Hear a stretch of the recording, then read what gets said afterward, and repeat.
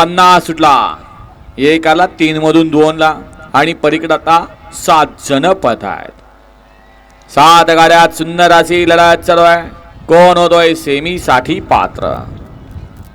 लढत चला सुंदर अशा गाड्या पळतायत. आलं तेजा, पलीकडे बलमा आणि त्याच्या पुढे आलं ब्लॅक टायगर.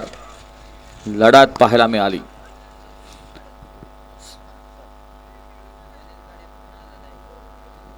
गड क्रमांक 50 चा निकाल.